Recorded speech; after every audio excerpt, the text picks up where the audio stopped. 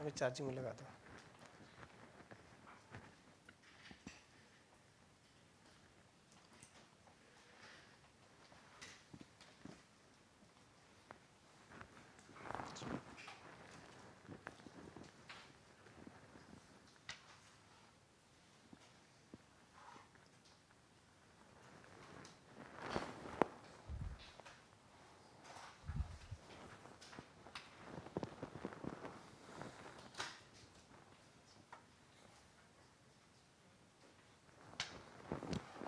Okay. So, before doing little math, right.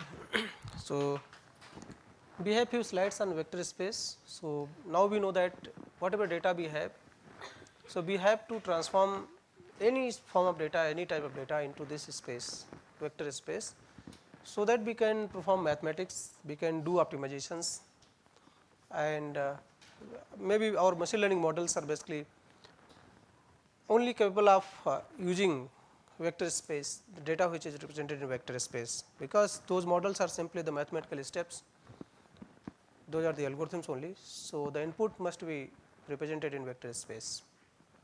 So, these are the few property of the vector space we have shown here. We are not going into that detail. You might be aware from your math courses, when you might have studied vector algebra or algebra course, you know that vector. Right, 2D and 3D, of course you know. Then you can extend it to higher dimensions. Right, all these properties are there. So, subspaces are there. So, if you have a subset from that vector space, you can call it subspaces. We have properties, and this is very important. We have already discussed about the regularization in the previous session.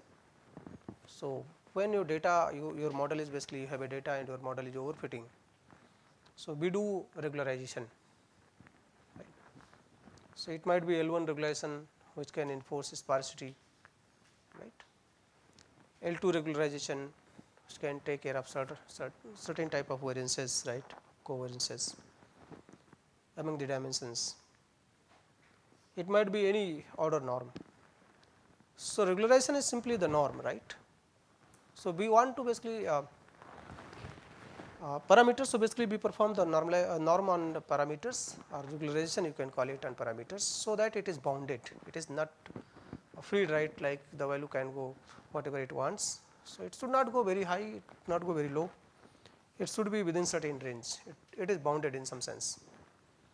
So, if you say that L1 regularization if you have used, so what L1 says that sum of absolute values of all the parameters is below certain constant. So, suppose I say that you have 1,000,000 parameters, right, and the absolute sum of all the absolute values 1,000,000 values must be equal to 1 or less than or equal to 1. So, you know that lot of values will be 0, because the sum of 1,000,000 elements, absolute sum, right. So, the values are all the values are positive, right, you can say they are absolute form. So, you have to sum them and your sum should come below certain constant, let constant is 1, maybe constant is 10 even, 20, 30, it does not matter. So, the values will be very small, many of the values will be 0. So, that is why L1 normalization, L1 basically norm, or you can say L1 regularization basically enforce sparsity constraint. So, many values it basically transform to 0, or you can say learn to 0, convert to 0. L2 norm, it has also the same thing, but it has little smoother curve if you plot it. So, for L1 norm, or you can say for L1 regularization, you will get a rectangular basically, in 2D you will get a rectangle diamond shape, right. So, they are crossing on the axis, by the way, rectangle, you can say corners on the axis. And if you have a L2 regularization, so we are basically controlling, or you can say minimizing the sum of squared values. So, the whatever parameter value you have, you just square all the elements and sum it, and then try to enforce that constraint, right. It should be bounded by a certain constant. So, that is we call it L2 regularization. Then higher order norm we have, you can take maybe cube of the values, then you have to say that absolute sum when you are taking cube. Whenever it comes basically degree 4 sum you want to compute, so then the negative sign basically comes to positive, right. So, that is the idea. So, we are enforcing the parameter values not to overshoot, right, not to go beyond certain limits that we might have. So, that might basically solve certain overfitting issues, and in practice we generally use it. If we have large number of parameters, regularization generally we use, right, or dropouts you have to use, right. So, here we have a theory behind, so which function you can call as a norm function or regularization function. So, it has certain properties similar to the vector spaces, it has certain property here. So, if you are interested you can go there. So, but this is a general form of the regularization. So, this is a P norm, LP norm, right. So, here you know that how can you compute it. So, that is absolute sum of absolute values of some degree some power that defined by the order of the norm, right. If it is 0, right, if p equal to 0, it means that if value is greater than 0, then you have to count 1, otherwise 0. So, that is simple counting. So, 0 norm is simple counting, right. How many values are basically greater than zeros, just count it. So, generally people use in feature selection, right. So, when you do feature selection, people use L0 norm. L1 norm says that just p equal to 1, you know that the sum is this function is equivalent to sum of absolute value. If p equal to 2, what will happen? It is sum of all squared values, right, and you just take the square root because you have 1 by p and p is 2, so square root, right. So, it becomes simple Euclidean distance. So, that is why this L2 norm is also known as Euclidean norm. A real distance is computed in higher dimensional space using the Euclidean, right. You know that how can you compute distance between 2 points. So, here one point is origin, you can say origin of the coordinate system, and the other point is denoted by this vector x vector here. You can compute the norm, and the same thing is true for the tensors or higher dimension vectors. For example, you have a matrix, so how can you compute the L2 norm of a matrix? You know that you just sum all the values, right, in the matrix, squared sum. So, that is called also, you can call it the trace, or you can say L2 norm, or you can say L2 regularization, or you can say Frobenius norm, this is very popular norm, right. When we do dimensional regression, we generally use it. So, this is a generic L1, L2, L infinite norm. You can say if you someone says that in what is L in p equal to infinite. So, if p is infinite, so it says that out of all possible whatever element you have, vector element you have, just compute the max. So, max of all the absolute values in the vector is called infinite norm, or you can say L infinite regularization. So, we want to basically if you use this term in the objective function of any loss function that you have, and you want to minimize it. So, if you minimize it, you know that what will happen if your vector length is very huge, the value m is very large, m is 1 million or 10 million, right, or 1000, 10,000. So, the values will be very small, right. So, they will be bounded, and this will basically prevent our model from overfitting, from learning the data itself. Right. So, this is the regularization, you can say. Then many times what happen, you might not get good accuracy in the present vector space where you have basically projected your data, original data. So, idea is can we project it into higher dimensions. So, maybe maybe next one you can you see here. So, you have this example here. So, data is simply on one axis, you can say this is 1D data, and suppose you are not able to get any classifier, maybe good classifier or linear classifier suppose. So, what you do, you just map this data to higher dimension. and in that higher dimension you just try to see that is there any linear model exist. If it exists, then your job is done. You just fit that model, linear model, in that space. Then you just transform that model into original space. So, in original space your model look like a nonlinear structure. So, a linear model in higher dimension, you can call it linear hyperplane. If you reduce the dimension, right, if you map it back to the original dimension, low dimension, it becomes nonlinear. Right. You can see, so we will show through example, and that is called kernel trick or you can say kernel method. Most of the few basically models, machine learning models like support vector machine and kernel PCA, right. So, they use this basically dimension enhancing technique, you can say. We call it basically mapping into the higher dimensional spaces, and those spaces we generally called Hilbert space. That is also a vector space, but we are increasing the dimension in the hope that we can get a linear classifier. So, primarily we have developed linear models, but because the data is now linearly separable or fit the has nonlinearity. So, the idea is you increase the dimension of the input data, try to fit the linear model there in that dimension, in that vector space. Once you get a better model there, just come back again to the original space. Your model, when your model from higher dimension, you are transforming it to lower dimension, its original vector space, it becomes nonlinear. So, this is the principle behind support vector machine, kernel support vector machine, or you can say nonlinear support vector machine.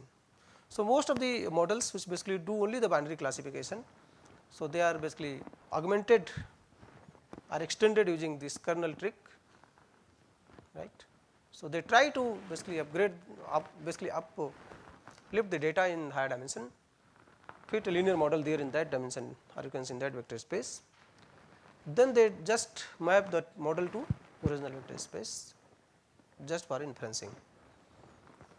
So, if you map this to higher dimension, what will happen? So, let one dimension we are adding, that is x square. So, you have x is data, one dimension data we have added one more dimension. What is that? X square. So, can you see what happened here?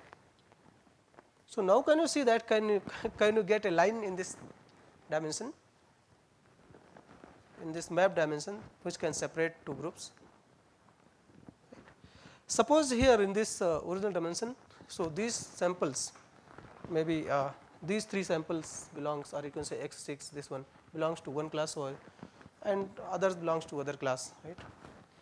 If you uplift it, you can see here, so maybe you can get a line here that can correctly classify, or you have certain now option to separate into many groups, right.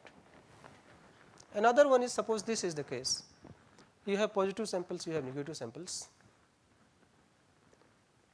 So, no linear classifier can classify here, right. We need a non-linear classifier, but your model is linear, only you have a linear model. So, how will you do it? The idea is uplift the data into higher dimension. Let from 2D we are adding one more dimension, and that dimension value is this x1 times x2. So, first feature is x1 square, first feature square, second dimension is just multiplication of original two features, third one is just a square of the second feature. So, if you do it, you can see there exists a plane in 3D, linear plane, which correctly separates these two groups. Now, the idea is you have to take this back, this linear plane that you have in this 3D to 2D, because your original data is 2D. So, we will find a basically non-linear plane here corresponding to that plane that you have in 3D. So, if you reduce the dimension here, you try to transform into the original vector space, so it becomes non-linear. So, that is the non-linear geometric classifiers, mostly the support vector machine or even kernel PCA if you are using. So, they use non-linearity, right. So, just I think we are giving you a little idea about this why do we need optimization. So, whole story is this. So, we will show you that every classifier that we have, so we have certain objective to optimize. If you have your objective is you have defined as a loss function, your task is to minimize the loss, and neural network we try to minimize the loss. Many classifiers try to minimize the entropy loss, right. Many classifiers need to basically somehow enhance the information content like tree based classifiers, right, decision tree, random forest, right, boosting and ADA boost and many more. In probabilistic classifier like Bayesian and Bayesian, you can say we want to basically use maximum likelihood, right, to optimize. So, here we are just taking one basically standard machine learning model, that is support vector machine. So, how it basically works? So, we are giving you just simple idea here, then we will show you the objective function, and we will say that this objective function is quadratic and you have to optimize it. Okay. So, you are given two classes, positive class and negative class. So, how the support vector machine looks like? So, support vector machine basically tries to fit a linear model, right, like this one. So, you have the middle one is the actual model, you can say linear model, but with certain margin. So, that margin is basically the distance from the true class that you have, right, the classes that you have. So, the gap between two classes, you have to draw a plane, you have to come up with a plane, identify a plane such that it has maximum margin. What is the margin? So, margin is basically the distance between the two closest point, right, in different classes.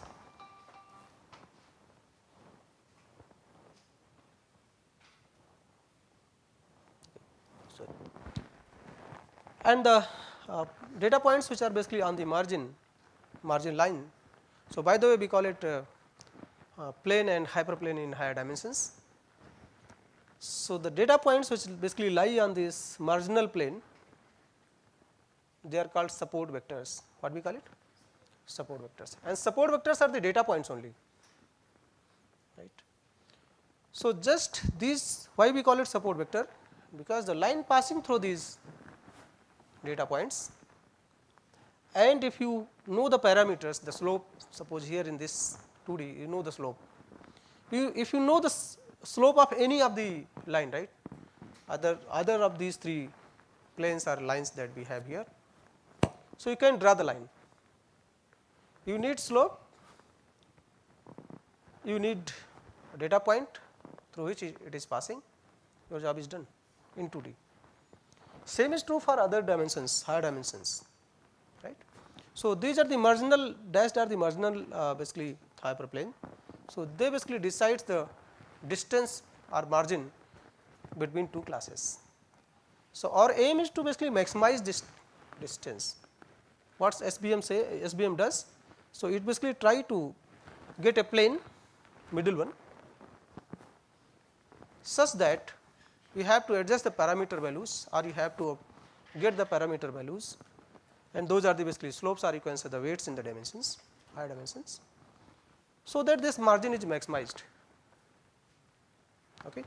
So, you might have many such, you might see that this one, so which one is better? So, this one or this one? It has a little wider margin, right, or this one you can see here. So, which one is better? I think second one, right. So, these are the equation of the plane. So, linear equation. So, W are the basically slopes in different dimensions, you can call it weight also. So, general equation for a linear model is W transpose x plus b equal to 0. So, the main plane or model is the middle one. So, that is W transpose xi plus b equal to 0. And we say that these two basically marginal planes, they are equidistant from the original plane, original boundary, and this distance be assumed as a constant and let 1. You can assume any constant, even you can say that this is constant c 10, 20, whatever you want, you can just do it. So, optimization will not be affected. The optimal value of W and B, these two parameters will be identified, right. So, constant does not matter. So, just say that okay, this might be variable, or you can say just say this distance is 2 unit distance. So, that is why the equation of marginal plane is W transpose x I plus b equal to +1 for positive class, and for negative class it is -1. Why it is -1? Because the middle plane that you have, it is W transpose x I plus b equal to 0. So, anything above has a greater value, below has a negative value. So, that concept you know geometrically, right. So, so this is basically hard margin. So, we are strictly we are saying that none of the basically samples will be inside this margin plane. So, this is called hard margin. So, suppose I say that okay, no, we can allow the boundary which are basically the data points which are very close to the marginal plane, we allow them to go inside. So, see here, if you allow little maybe 2-3 samples here, so your margin becomes very huge, right. That is called basically soft margin. Soft margin you can see here, so if you allow these errors, you can say your margin becomes huge. So, our aim is to maximize the margin. At the same time, we want to see that the number of samples that are going inside this margin, they must be less, they must be smaller. So, so what is the model? So, model is getting these support vectors.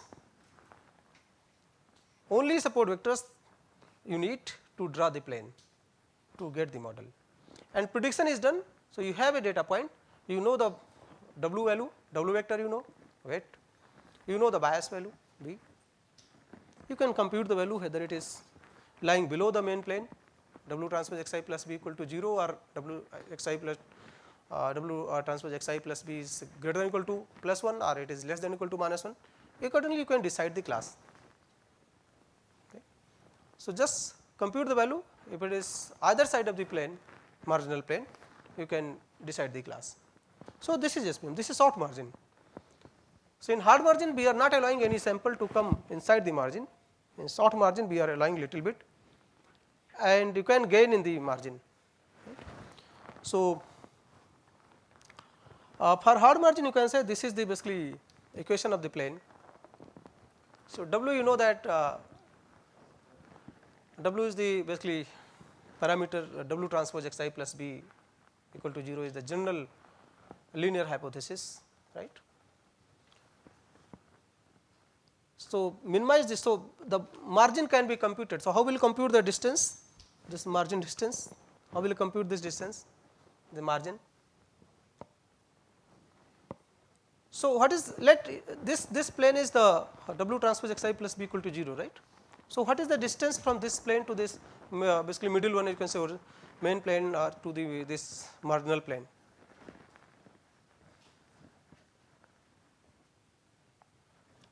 Or this side, you can say this is 2 by norm of W. So, norm of W decides the perpendicular, right, to the plane. So, W is a basically vector perpendicular to the plane. W transpose x I plus b equal to 0 is the equation of the plane. So, if you divide this distance with norm of the vector that is perpendicular to the plane, here the parameter W that we have. So, you will get the equation of the margin. So, W transpose W, so 2 divided by W transpose W is square root, right. Maybe I can write, here only, do not worry. So, this equation maybe I can write here. So, what is the equation of margin? So, this margin is 2 divided by square root of this W vector transpose W.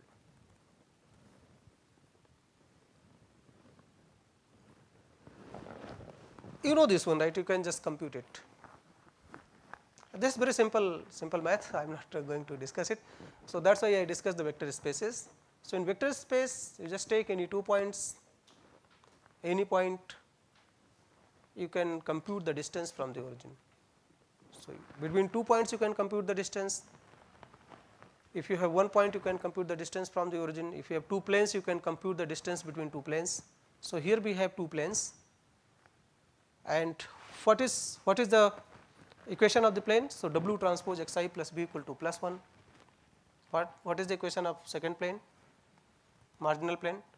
W transpose xi plus b equal to minus 1.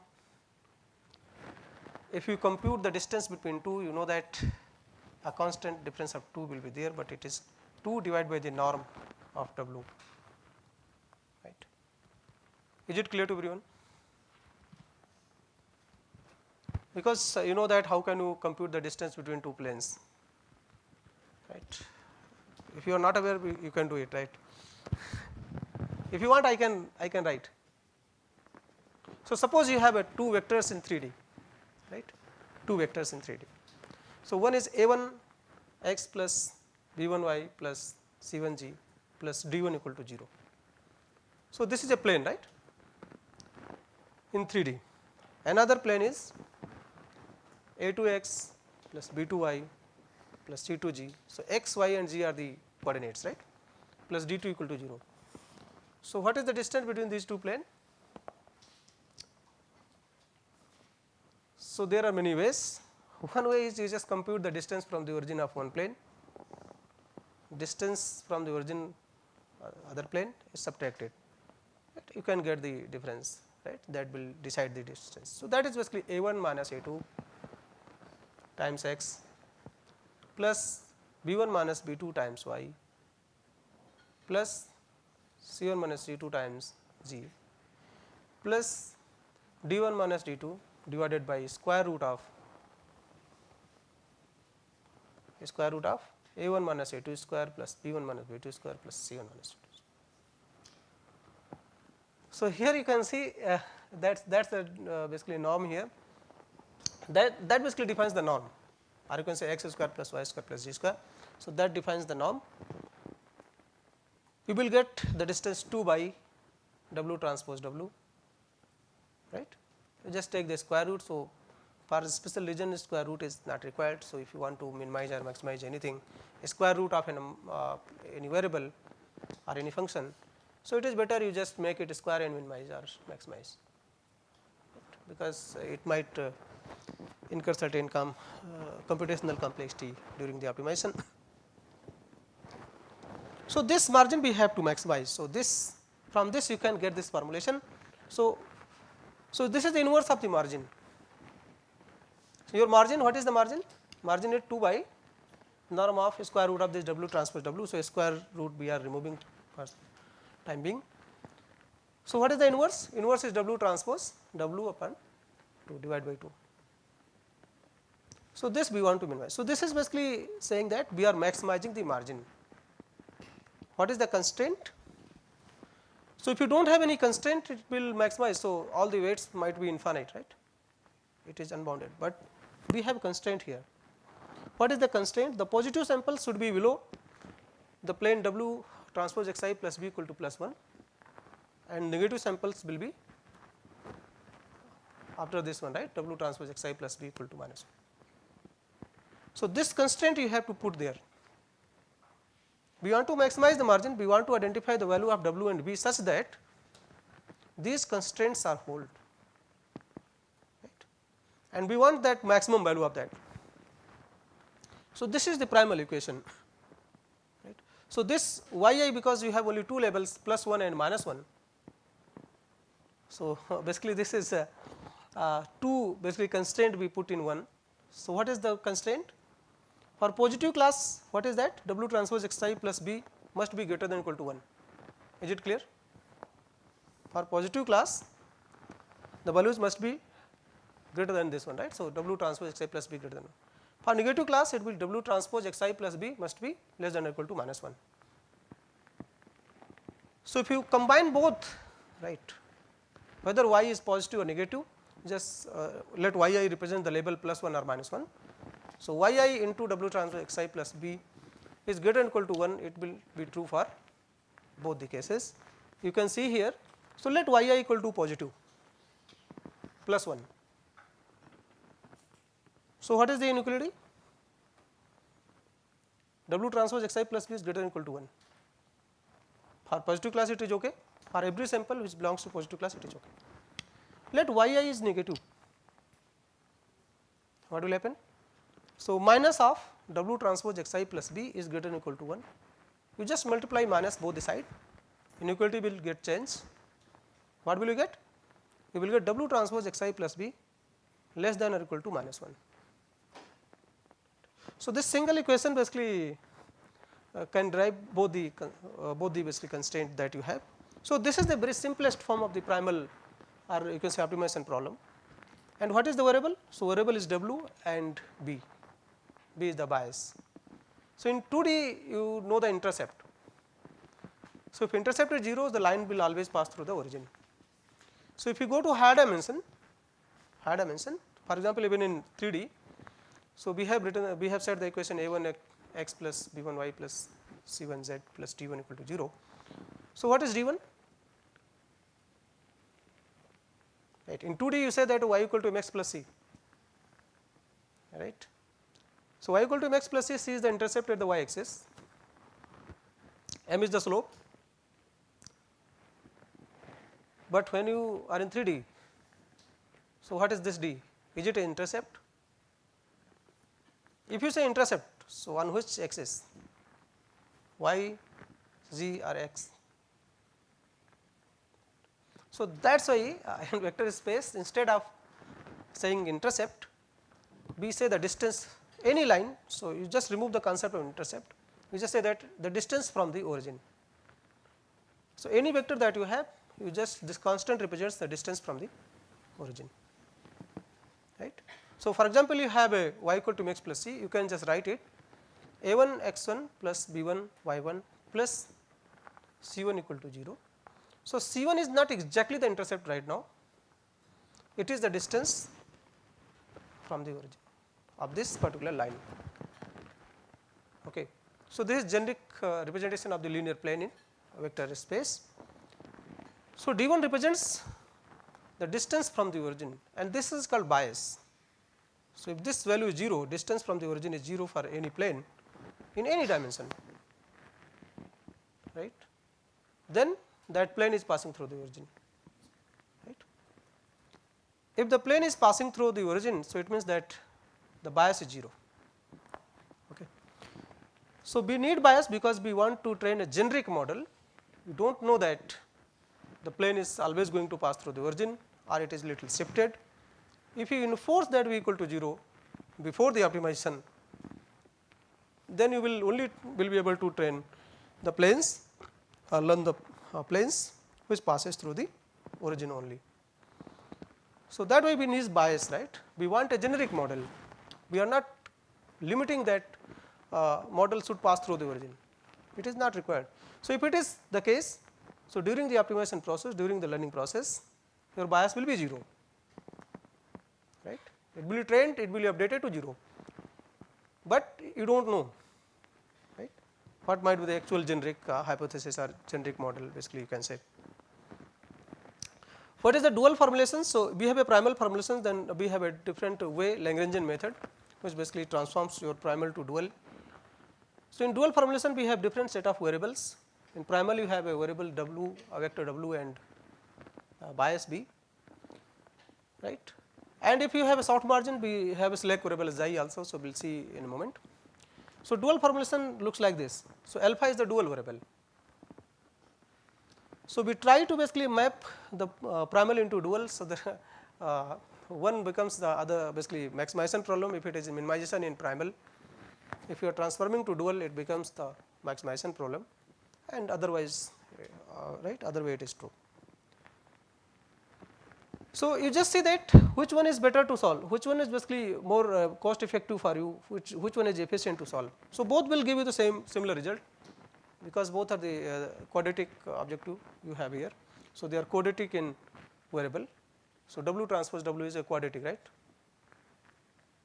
You have a variable vector, you are just doing this. So, W transpose, suppose W is W1 and W2, you have two values, two dimensions. So, what will the value of W1, W transpose W. So, W represented by W1, W2, two members.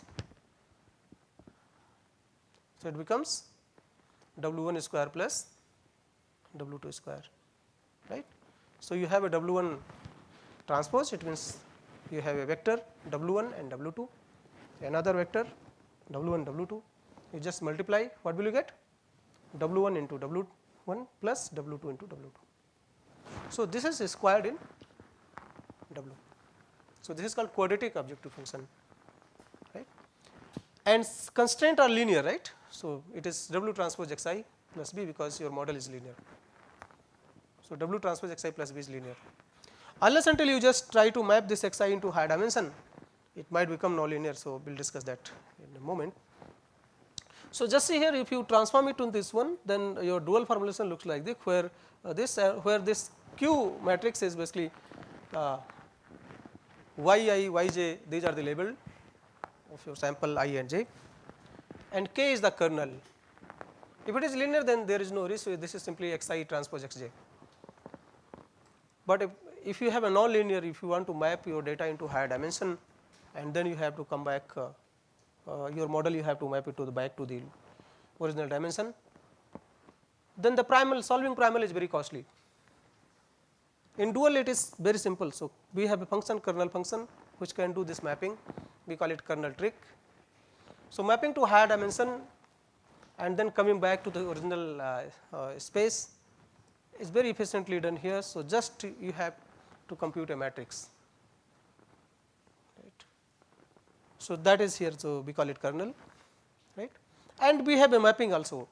You have a primal parameters. So, how will you compute, how will we approximate the primal variables like W and B if you are given dual variables, right. Alpha is a dual variable here.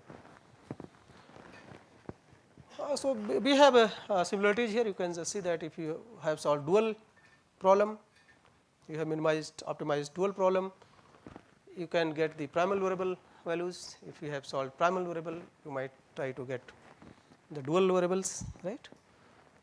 So, that is there, but if you optimize primal and you optimize dual formulation, and you will get certain differences. Suppose primal you have minimized it, the value is 30, but you minimize dual objective, right. So, dual of that primal and the value is 40. So, the difference between these two is called duality gap, right. That is because of the nature of the objective function. So, if it is not convex function, then duality gap is huge, right. So, if it is convex, duality gap is 0. So, solving either of is okay. So, only you have to see that which one is better. So, if you want to just perform a linear model, so solving primal is very easy. But if you want to solve non-linear models with higher degree polynomial kernels or Gaussian kernels, dual is faster. Because in primal, what you have to do? You have to physically augment the data, augment the dimension, this xi. So, xi is now mapped into higher dimension. Then you have to optimize this primal formulation in that dimension, that escalated dimension. Then come back, whatever model you have trained in linear model there, you come back to the original space and then do the prediction. So, for non-linear case, primal is very time consuming, or you can say complex thing, but dual is simple.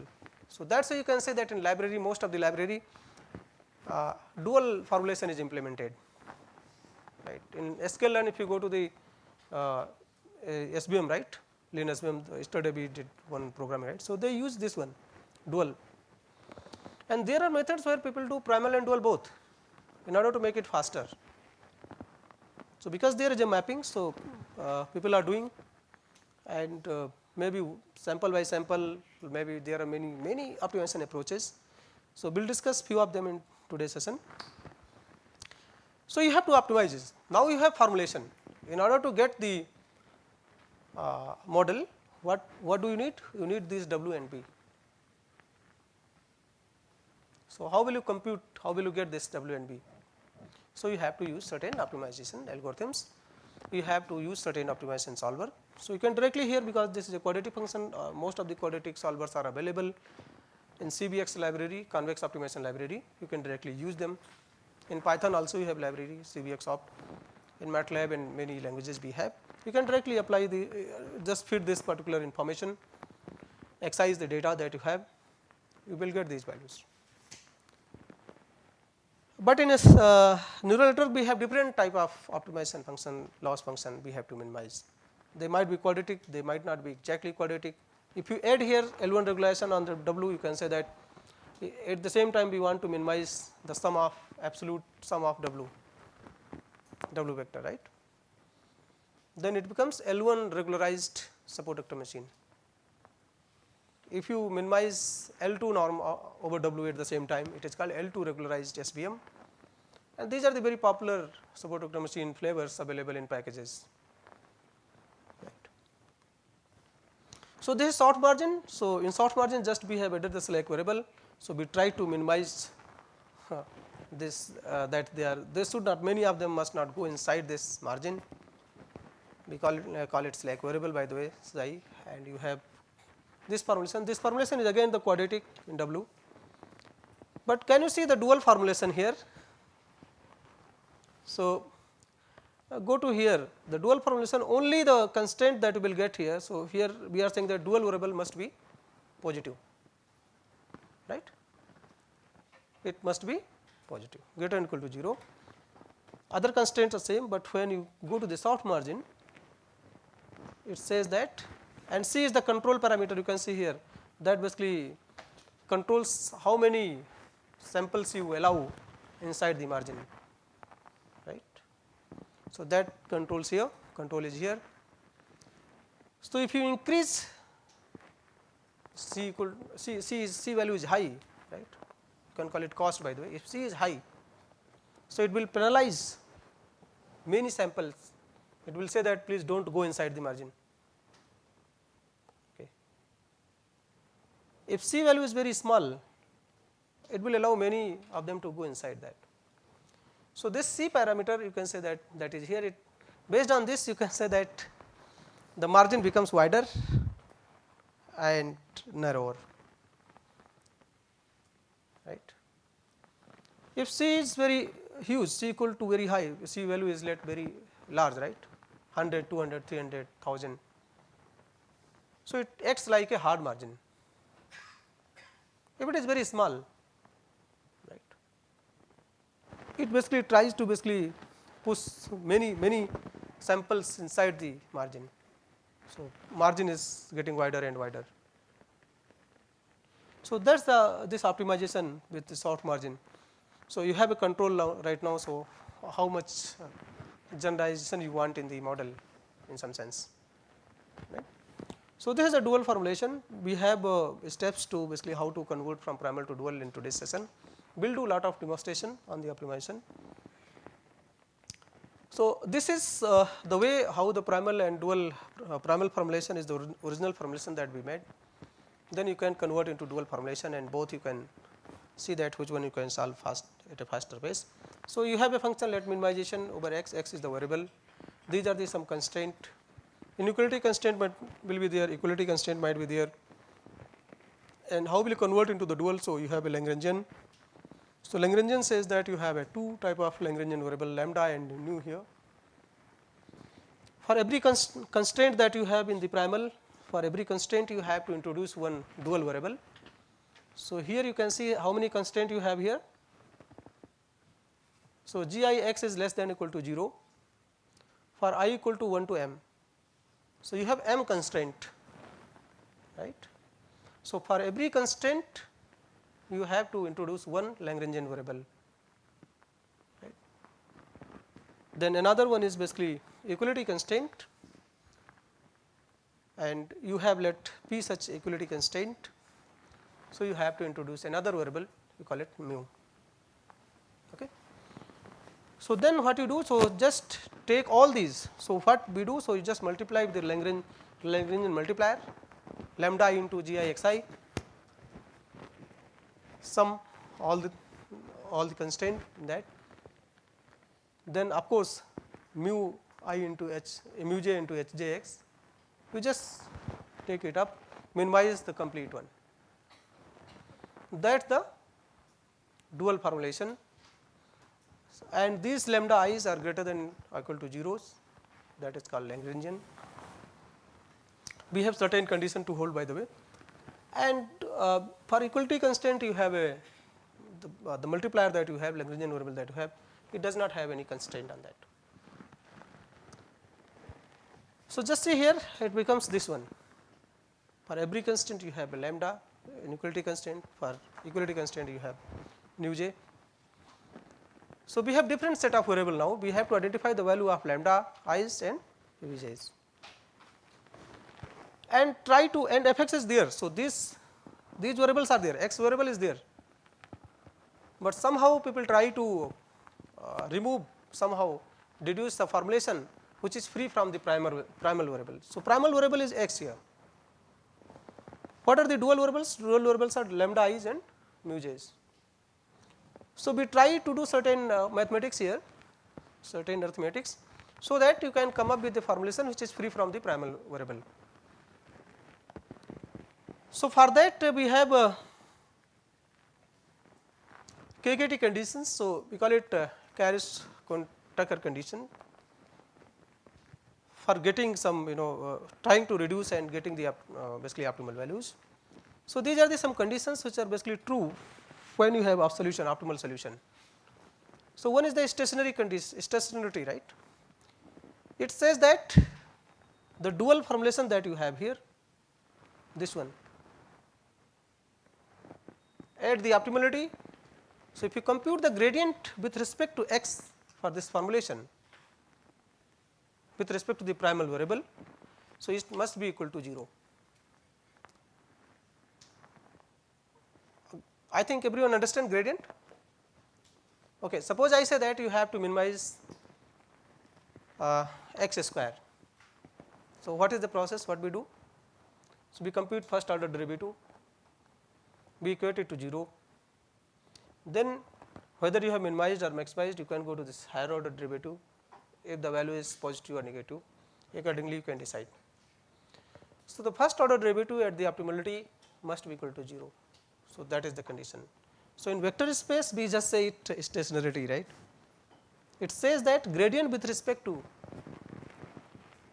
primal variable x for this Lagrangian, you can say equal to 0, and this you can prove it here, because if you compute the gradient of left hand side. So, if you compute the gradient with respect to x at the right hand side, so gradient of fx at x star, let x star is the optimal one, so it becomes 0, and other component will also be 0, because I am just telling you what will happen with the other conditions. This is primal feasibility. You know that GIX optimal star must be less than or equal to 0 at the optimality. This is the condition you have in the primal. So, it must hold for the optimal point as well. Right. Another one is called dual feasibility. So, dual feasibility says that at the optimal point, so this Lagrangian multiplier that you have lambda must be greater than or equal to 0. Complementary slackness says that lambda times GIXI equal to 0. So, can you see here the fourth condition? Fourth condition is very important. So, lot of things you can deduce, right. So, if lambda I is strictly greater than 0, please see, it is not 0. So, it will enforce that GIXI must be equal to 0. Is it clear or not? So, for every lambda, right, for every inequality this must hold, for every I it must hold. So, if lambda is 0, then GI might get positive values, it might be 0, it might get non-zero values as well, right. So, using this constraint, if you put here, you can come up with the, you can come up with the Lagrangian representation. So, this is the basically we have basically followed that step, KKT condition, you can come up with this formulation. So, this is SBM and primal and dual. So, here I am just telling you how can you optimize then. So, you have this function. So, idea is you just let this is the simple one. You have objective simple x, let it is univariate for time being. So, you have to minimize x square subject to this constraint. You know that what is the Lagrangian. Is it clear? You have only one constraint, right? Just do it. The dual formulation, you know that this you have to minimize, right? Fx plus this one, this component you have to minimize, right? So, you have to minimize over x, maximize over lambda, by the way. Just compute the derivative of the Lagrangian, you will get this one. So, you have found that equated to 0, x equal to lambda, right. So, substitute it here, you will see here. So, this is the dual formulation. So, the problem becomes this one. So, it is free from x, right. So, dual formulation is free from x. So, in primal you are just minimizing this one x square by 2, but in dual, so minus lambda square by 2 plus lambda, and lambdas are positive greater than or equal to 0.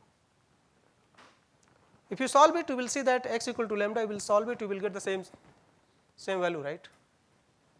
Lambda star and x star you will get. How will you solve it? You know that, again compute the, how will you solve dual? Compute the derivative with respect to lambda, because lambda is the now parameter variable, equated to 0, lambda is equal to 1. So, using completely select the k-kit condition that you have, you can compute the value of x star. So, x star must be equal to 1. So, the optimal value of this function that you have here, the minimum value of x square by 2 such that x is greater than or equal to 1 is 1, and you can, it is obvious from here, right. Because of this constraint, the minimum value is 1. Suppose this is free from the constraints, there is no constraint. What will the minimum value? 0, right. So, x star will be 0. Here, because of the constraint, it is coming different, right. So, this is the process we do in the optimization, where primal and dual you have to basically perform. You have to apply the Lagrangian, and there are many methods. So, this is one of the method. This method we have told that you can use any library you might have. We call it quadratic solvers available. You can directly use them, you can get the solution in one. We just write one line code, you call that library, you will get the solution. But how is it basically performed? We see that the method that we use is called gradient descent method. So, you have a let convex function. So, this is the loss function, or you can say objective function. Your function shape is convex. We will discuss a little bit about the convexity. You just remind me, maybe tomorrow we will have some time. So, we will discuss it. Right. So, idea is you just choose any random point, right, just compute value, and you just compute the gradient at that point, derivative at that point. And if it is a minimization problem, just move in the opposite direction of the gradient. Gradient is also, if you have a vector, you are plotting the loss function in vector space, so your gradient is also vector, right. So, gradient is a vector, and always the direction of the gradient is always in the direction of the basically function, in the direction in which function is going to increase. So, here you can say that if you increase the value of w, the function grows upward, right. So, what is the direction of the gradient? So, direction of the gradient will be upward if you increase the w. So, what is the negative direction of the gradient? It is just opposite. So, what we do? So, just start from the random point, take the gradient, compute the gradient at that point. Just in the negative direction of the gradient, perform a movement.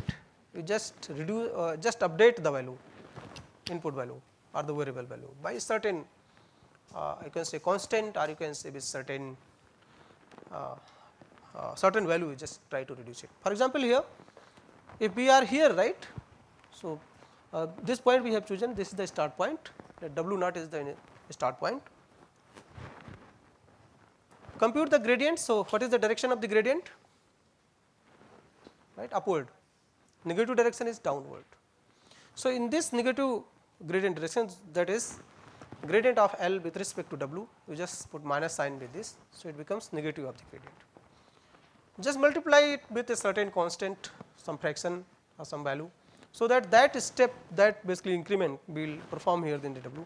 So, just be write W, whatever W naught you have. So, W naught plus this minus of this gradient into some step size you can just define. So, step size you can define. So, generally we call it learning rate when we talk about neural network. So, just define the step size. So, this step size you can define, that might be the constant, that might be variable. We will discuss that what will affect, what will have happen if you have a large step size, small step size, right. So, we will see that one. So, what we do? So, see here, if you want to minimize this convex function, then if you W naught you have, so what will the W1, the first update, it will be let W1 equal to W naught minus some step size into gradient. So, that is del L by del W. So, this W1 will have a value less than W naught. So, it means that if W naught is here, W1 will be in the direction of the minima. So, you are moving towards minima. This process will keep on doing until we reach a place where this gradient is 0. You know that at the minima gradient becomes 0, that is the optimality condition. But this is true if your function is convex. You might have a function which has a plateau region, right. So, at a plateau region gradient is 0, right, slope is 0. So, there might be different places where gradient becomes 0. So, you just say that okay, at the optimum if your function is convex the gradient becomes 0. So, you can stop there, or it is not exactly 0, if you are near 0 with certain approximation you can stop, right, because getting 0 might not be feasible many times.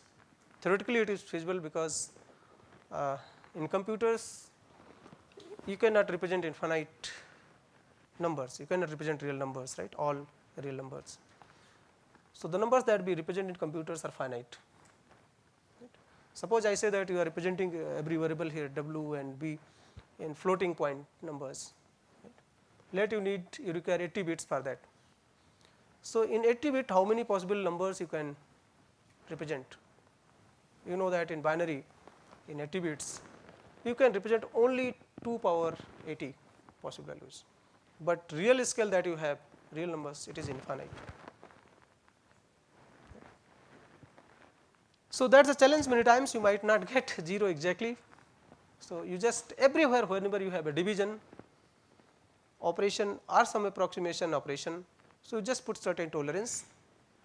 You say that if error is, or you can say if gradient is epsilon, right, or less than or equal to epsilon, you can stop. Epsilon might be the hyperparameter, and that you can make it very close, very small, very tiny. You can say that maybe 0.00001, right, and because number of steps will increase and decrease accordingly. If you want exactly 0, so number of steps might be very huge, right.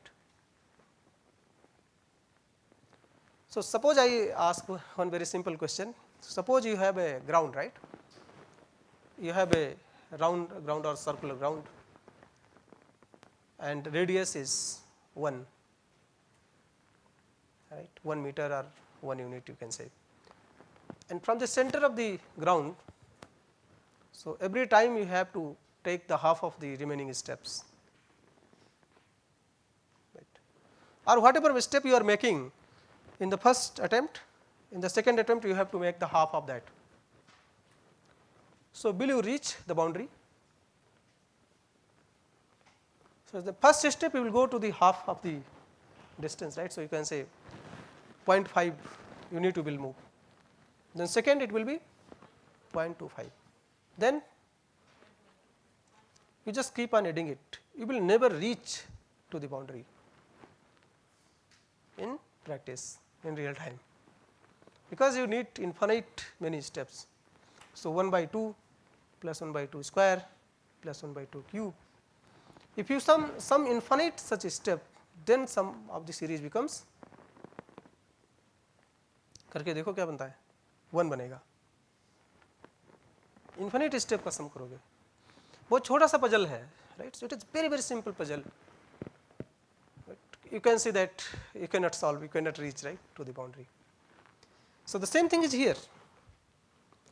If suppose your optimization algorithm chooses half, whatever you have chosen number of step in the previous one, you are taking always the half of the previous one, it will never reach 0.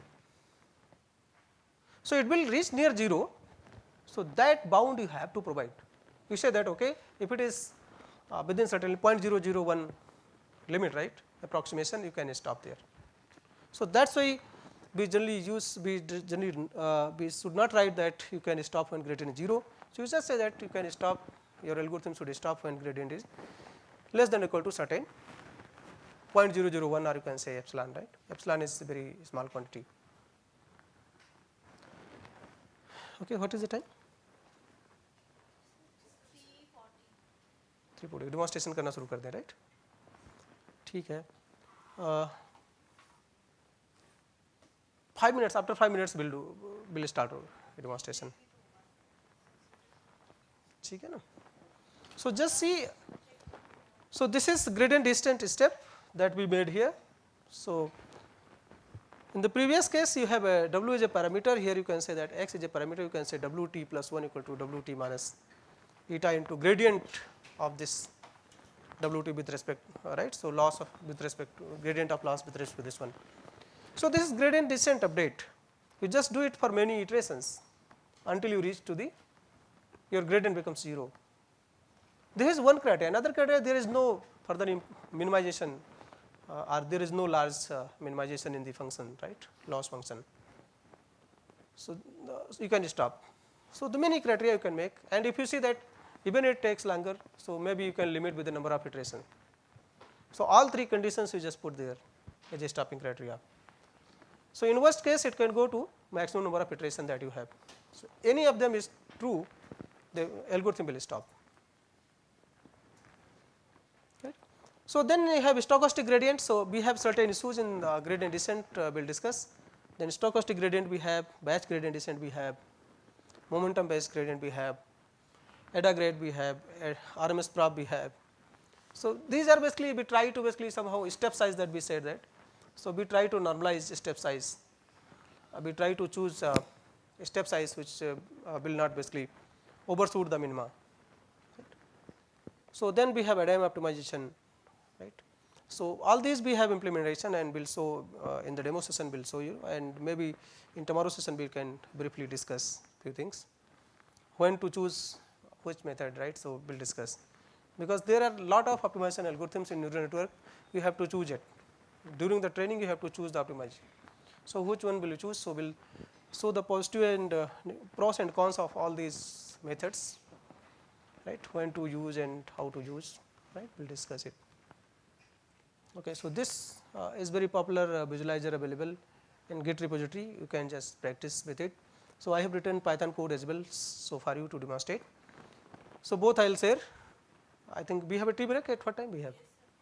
So, we can have a tea, then we can have a fun. Right. So,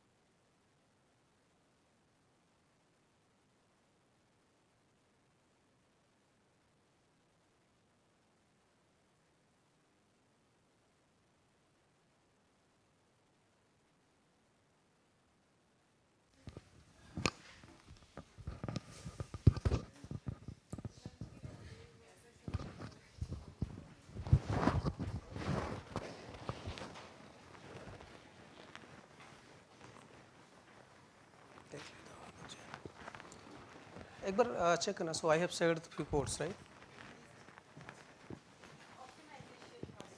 हाँ. So हाँ, 2 भेजा है मैंने. So I will share many more. So previous one. So these 2 codes I wrote yesterday night. By the way.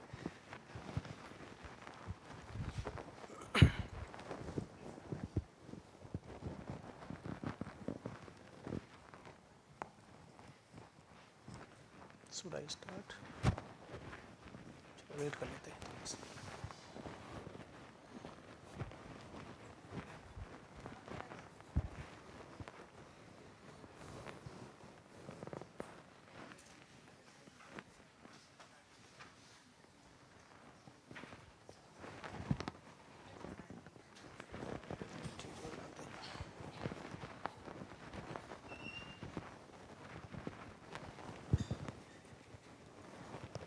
हाँ start कर.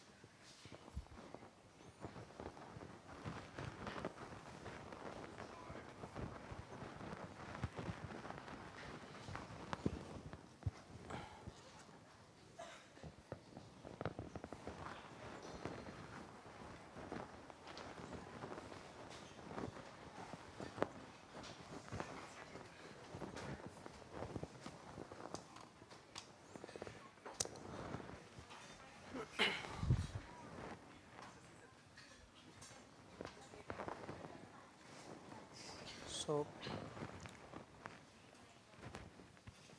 in this demo session, we try to basically see the optimization, right? And of course, we have some plots for VC dimension and others will show that. So here is the function you have to minimize, right? So we have already discussed, right?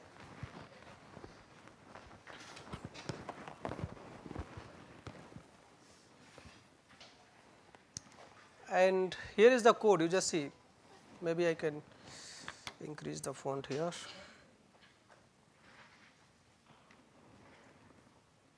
So we are using here CVX Pi library. So this is CVX is a library, convex optimization library. So if you have a convex function, it basically optimize. You just provide the objective, convex objective function. It gives you the optimal values, optimal solution. So it has underlying algorithms approach. So that will discuss in the next optimization, right? Code that we have shared. So you can see that we have a function. How can we write? So these are the some basically program Python instructions. We have to minimize 1 by 2 x square. Constraint is basically x is greater than or equal to 1. This is the problem, and you just call this primal problem dot solve, right? You just accordingly compute the dual variables. What is the dual? So that is minus half lambda is half of lambda square plus lambda. Constant is lambda greater than or equal to 0. You just make a problem structure, call the function solve, right?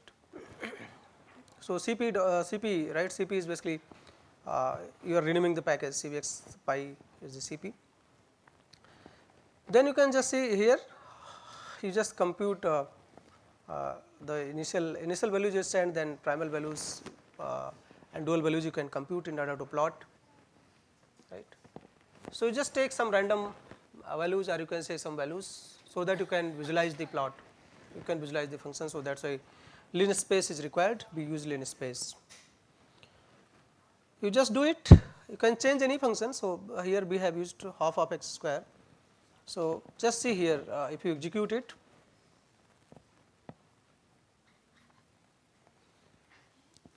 right, you can see. So this one, first one, right? So, this one, this is the plot you will get. So, you can see here the both the plot here, then for this primal and dual objective. So, one is basically the maximization problem, another one is the minimization problem. You can see here though both basically coincide, you can get the dual T gap, right. So, another one basically we have made using the gradient descent. So, you have directly used the library, you can get the solution. The next code is here for demonstration is using gradient descent algorithm, right. So, you have this function loss function, you can call it objective function, you can compute the gradient of this one. So, what is the derivative of x square by 2? Derivative with respect to x square by 2, it is x, right. 2x by 2 it becomes x. So, gradient function you just define, so return x, right. Learning rate, that is we call it step size, you just define a very small step size here,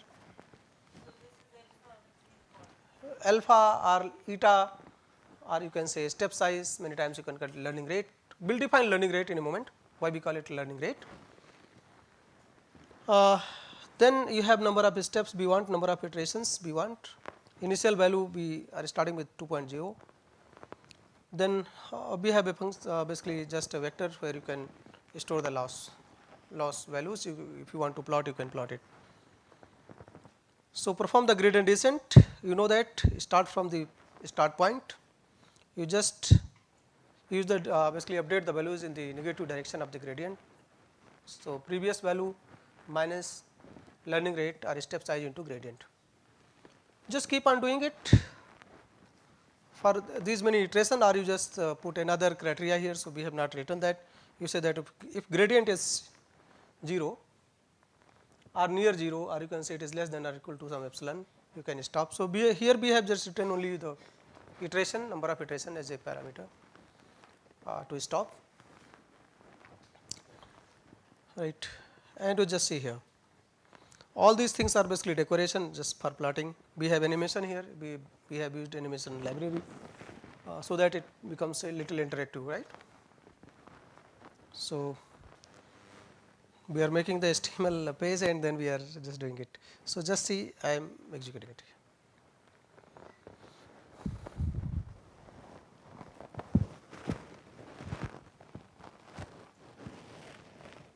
Right. So, this is the function your half x square that you have, and this is the contour of basically minimization. So, what you do is just I think we have a plot here. So, you can see the interactive display. So, this is the initial point, can you see here? So, this is your function half x square, we have initial point at 2, start point is 2, x equal to 2 we are taking. You can take any random point, it is not always 2, anything you can do. So, we will discuss in the neural network, when we discuss neural network what should be the criteria to choose the initial points. And if you just view this as a contour, if any quadratic basically quadratic function or convection you will see is a contour. So, you see the contour, so it becomes a circular in top view, right. You just see that you have a bowl, right. You just stand at top and just see the view, take the projection on the floor, right, you will get a contours. So, these are the contours. So, here is the point, here is the optimal you can say the initial point here, you have to reach to where is the minima, minima is at the center, you have to reach here. So, just perform this, maybe I am just playing it here, just see how the steps are made. Can you see here?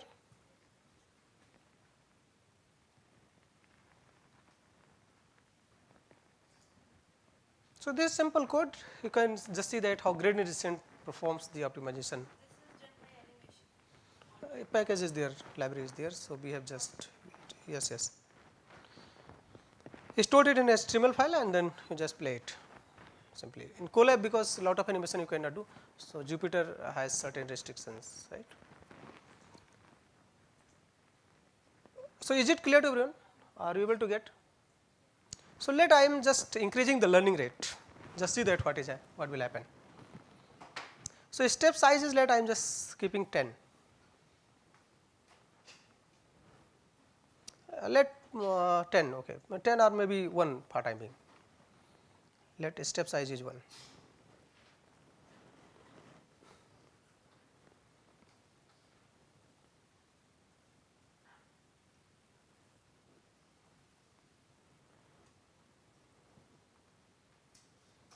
This is the initial point, right? Just play. One step you have reached to the minima. What are the other problem? Other problem you can see if learning rate is let learning rate is what should I write learning rate? Let 3.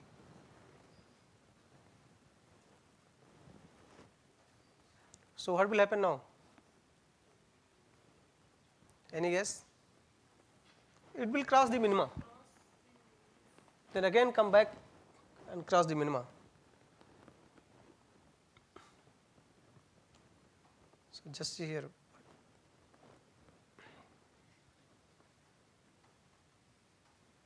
It got beyond that, right? So it is out of that scenario. Let I am just writing 1 point something. So that's a challenge, right? I am coming to that point. That's the whole other optimization method we have.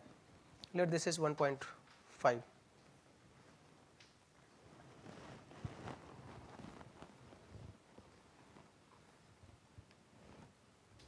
So we have many methods. So just see, we have 1.5 as the learning rate. Just see.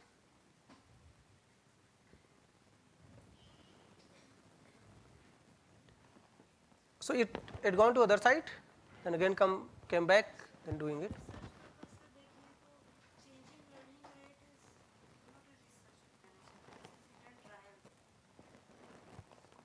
We have method will show you, right? So there are method people are working, right? They know that this is the problem, so they have many heuristics. So that's why we have many optimization algorithms, stochastic gradient, batch gradient, right? You have ADA grade, you have momentum based algorithm, you have RMS prop, you have ADAM optimization. So that's the only reason we try to adapt the learning rates. So every step we try to adapt it. Right, you just see this one.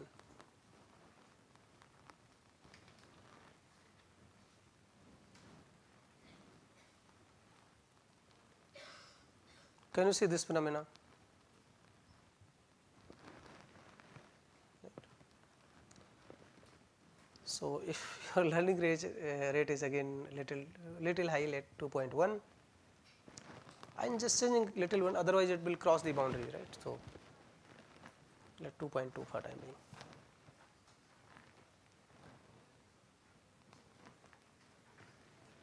You can play, right? So you have code. I have said the code.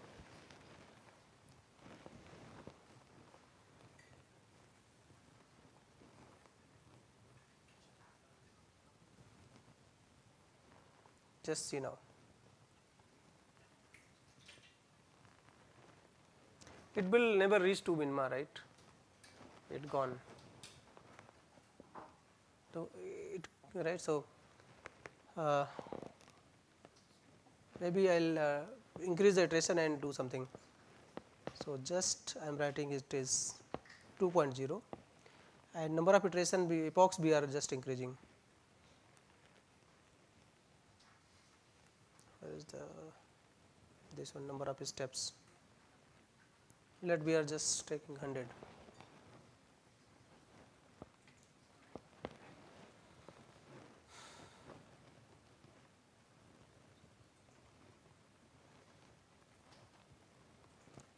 So I think now you are feeling little energized, right? Some boring session basically gone. Whether it is not gone, so it will come again.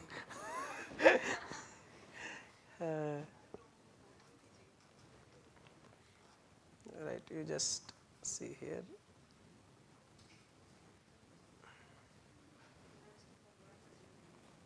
Just see. Can you see this? Can you see this one?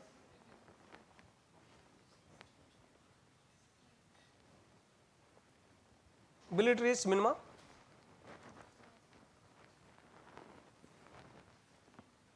It will never reach minima.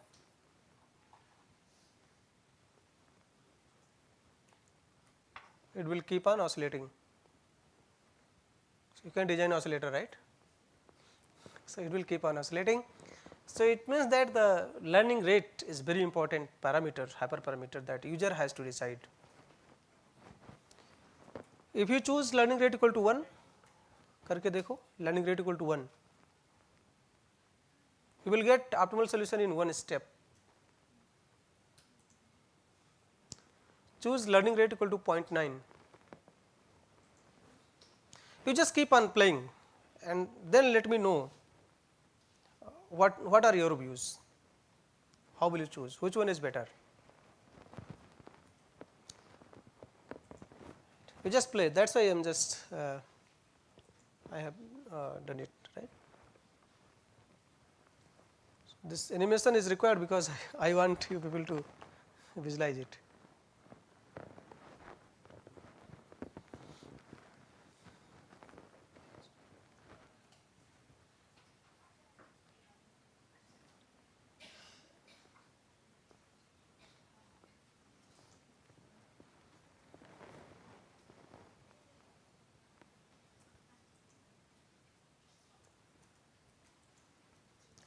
Are you able to play? Just change different values.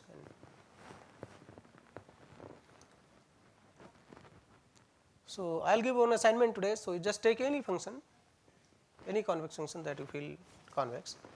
You just try to see what will happen if you change the learning rate, right.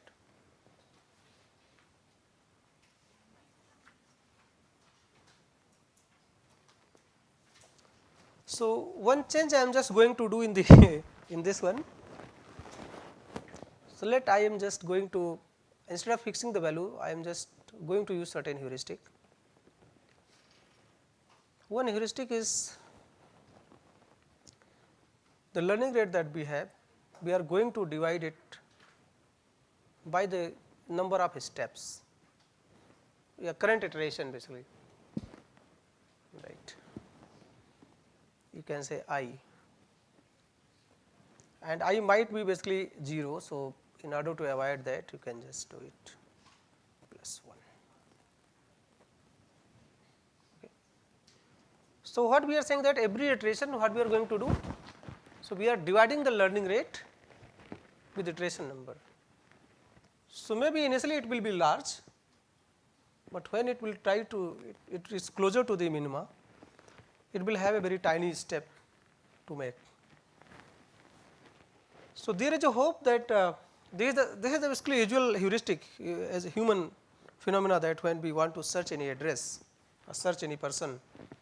So, we first go to the city where the person lives, right, a person resides. Then the city we see the lane number, a town number, or you can say specific area where the person resides. Then reaching there, we do not have any issue till that point, right. So, if you reach that particular place, then you have to see the lane number, where is the lane number. Once you found the lane number, you just search for the house, right. Then you will search the person. So, the same thing is here. So, initially we will make a very long jump, right, towards the minima, then we will start it reducing, keep on reducing. Yeah. But in this case only the challenge is you might not reach to the 0 minima, right, exact minima point. You will be very close, because every time you are dividing it by something, right, and you know that story, ground story I told, right. If you have 1 meter radius ground, you cannot reach to the boundary, if you are every time you are making the half of the previous step. So, here what we are doing, so whatever step we have, so we are just dividing it by, right. Or suppose the same thing I can just say here, you make it adaptive, We just say that divided by 2 every time. So this is the same phenomena that we discussed. So we will see that what will happen now.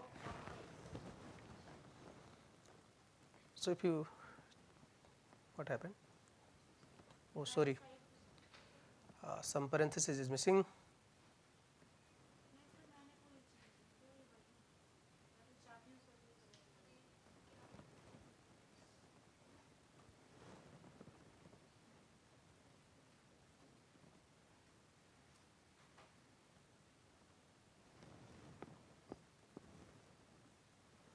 So you also do that, you just do that one, you just divide it, every time you just divide it by 2, adaptively, right. So you can say that LR equal to LR by 2. Inside the code what you do, LR equal to LR by 2, right. What you write inside this, where is that step? So here you just say that LR equal to LR by 2.0, and here you simply write LR, right.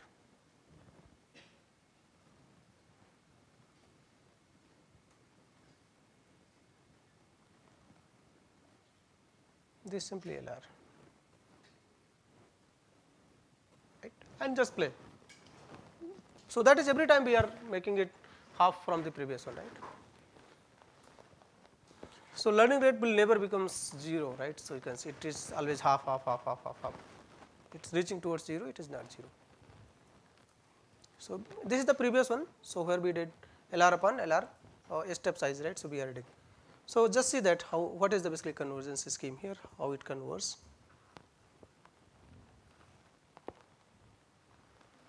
So we have to change first, just a minute.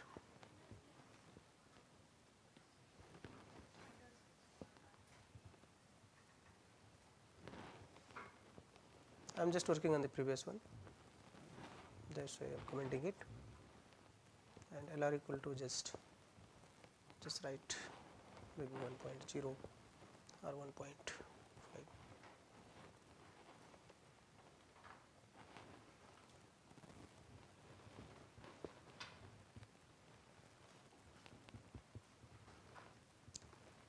So from here you will know that the learning rate is the major parameter that we have to tweak, right.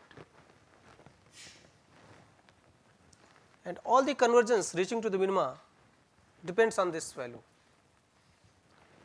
If you choose it optimally, convergence will be faster. If your heuristic is not good, it might be time consuming process, and even there is a possibility you might not reach to the minima, it might be in oscillation. Okay. So that is the issue here.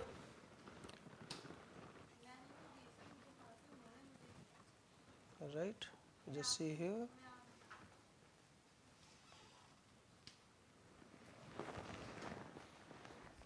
When it reaches minima, right, near minima, it makes very tiny steps, right. So now it will not cross the minima because it is making this, yeah. Earlier it was huge jump, went here and there, then it is making very small steps. Right. Is it clear to everyone? So these are the methods people have used in literature. So you can put learning rate equal to exponent of minus of step size. You can use this one and just check, you just play, right. So you just say that okay, learning rate equal to this LR equal to EXP. Maybe you have to import numpy, numpy is there. So np dot exp minus this step minus I.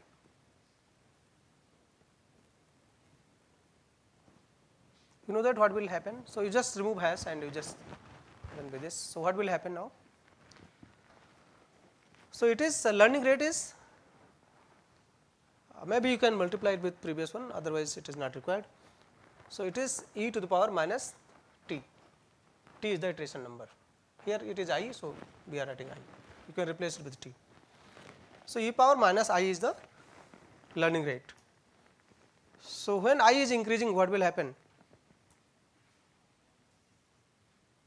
I बढ़ेगा तो if I will increase, e power minus I will decrease, because exponential is a increasing functions. So, if you have increasing something and it is e power minus of something, so it becomes 1 by inverse of that, you can say 1 by e power I. So, if iteration increases, value reduces. So, this is one heuristic people have proposed in the literature, right. So, you can use it. So, what is happening? So, can you check, can anyone check what is happening? So, if you use this second one,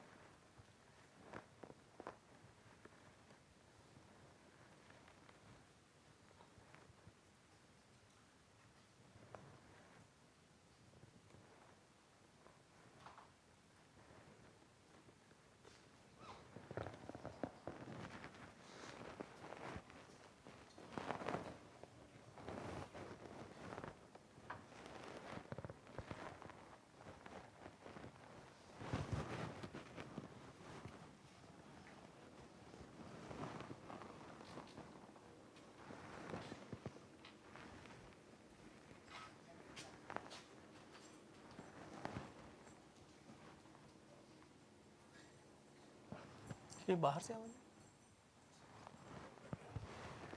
okay, okay, right.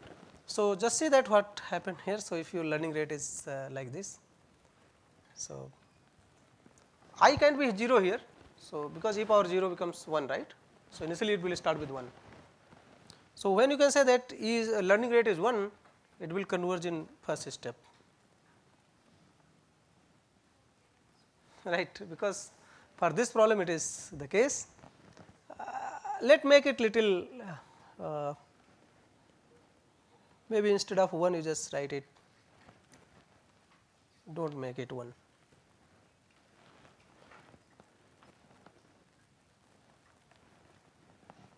Because for this function you know that solution actually, so intuitively you can come up with the learning rate, but in general for complex optimization functions with many variables you do not know.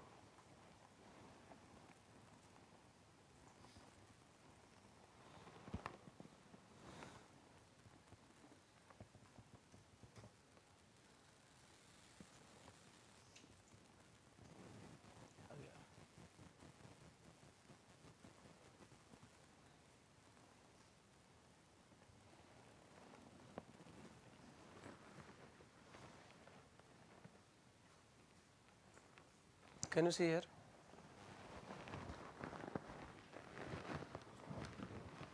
What is happening? Learning rate becomes very small and its movement is now very small, very tiny. You can feel no movement, by the way, but it is progressing, by the way. So, it might take infinite many steps to reach to the minima. So, just put its square root, right. Where is that? This one, np dot sqrt, sorry. So, it becomes e to the power minus of square root of iteration number, right, you can say t. So, now check what will happen. So, this is another approach people have tried in literature. Then we will discuss many more approaches. One is basically called linear approximation method. So, getting this learning rate value. So, every step you do certain optimization for learning rate, get the some little you can say optimal value, you just put it that.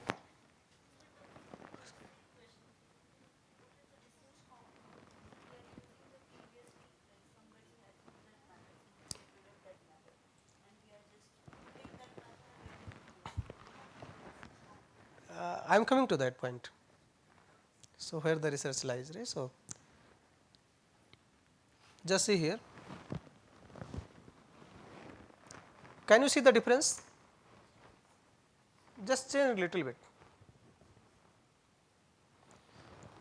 Same phenomena happened, but it basically went for many iterations, right.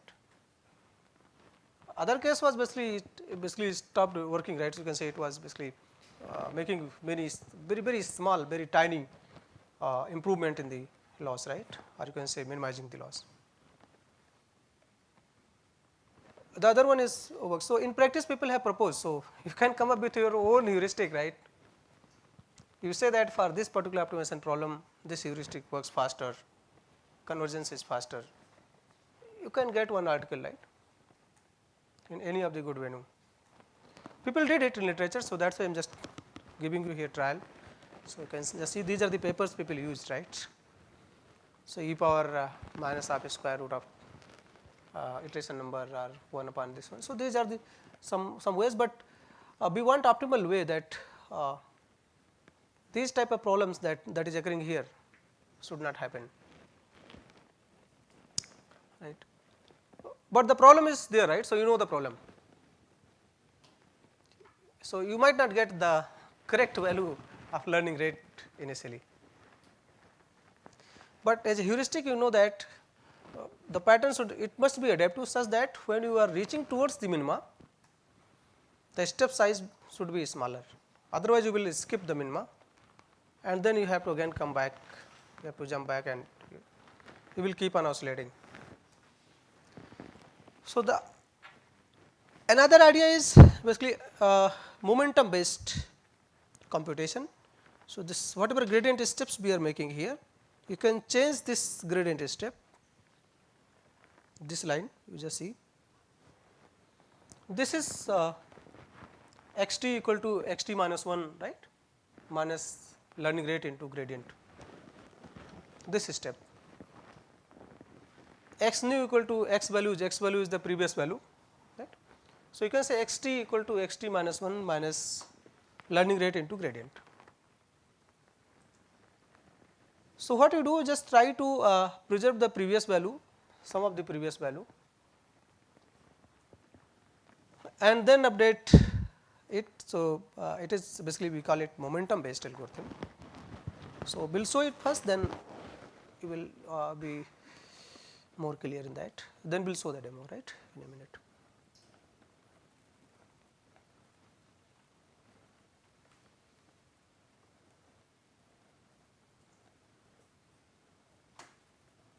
Momentum. So, just see here what we are doing.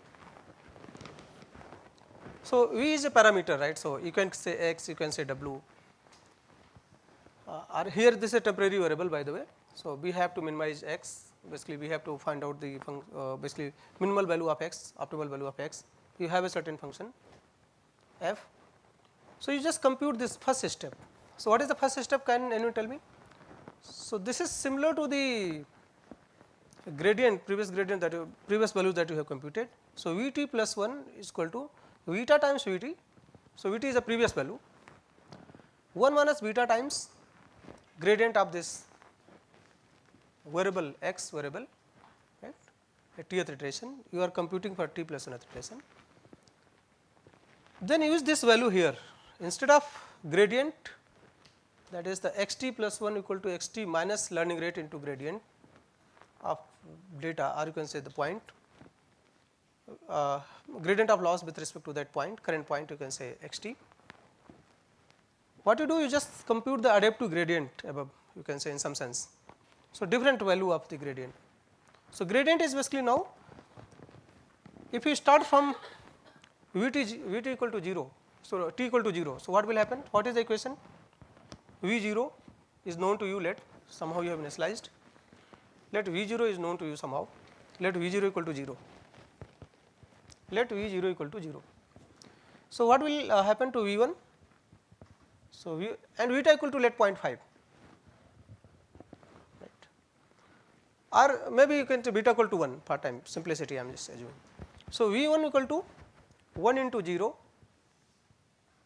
plus 0 into that one. So, beta equal to 1 will not work. So, let beta equal to 0.5. So, V1 equal to 0.5 into 0 plus 0.5 into whatever value we have. Right. Let some value fix, you just let 2, the gradient value is 2. So, what will the value, total value? 0.5 into 2, the first one is 0, right. So, 0.5 into 2 is 1. So, V1 becomes 1. So, here in this equation you just update, instead of gradient you just write that V1. Now, how will you compute V2?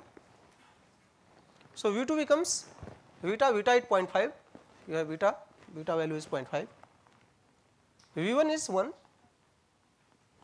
plus 0.5 into, let gradient is again 2. So, it is 0.5 plus 1. So, V2 becomes 1.5.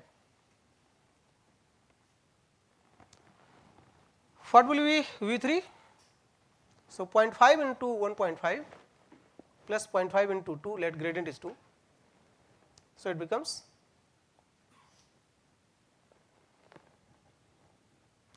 1.75, right.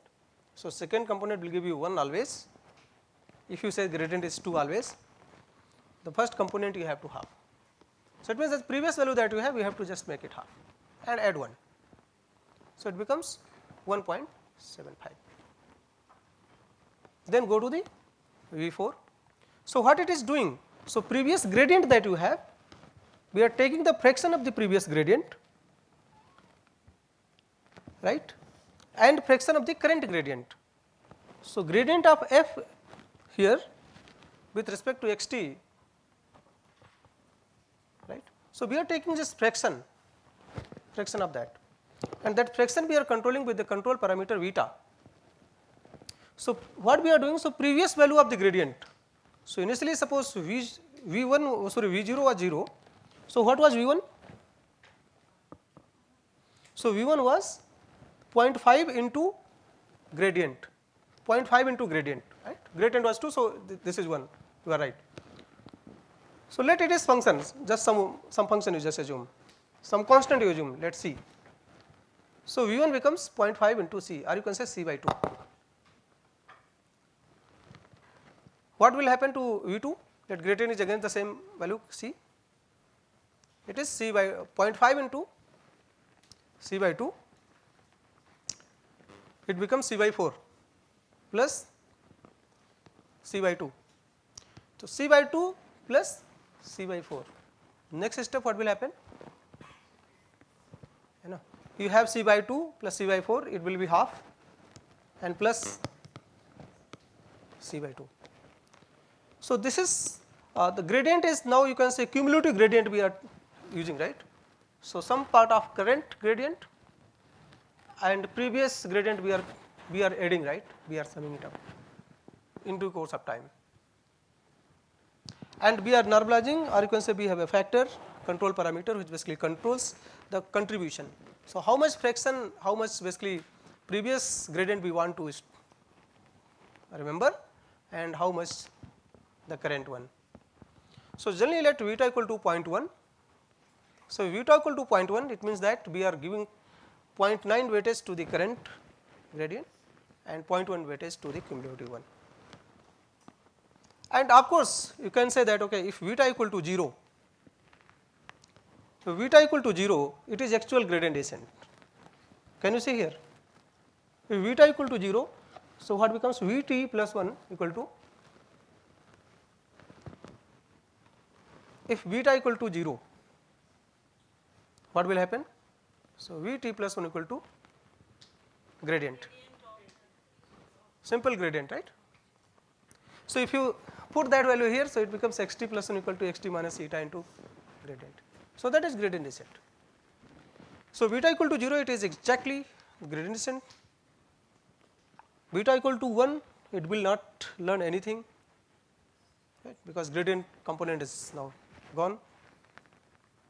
So, if the value is between 0 to 1, so you have a control, right. So, you can call it decay also.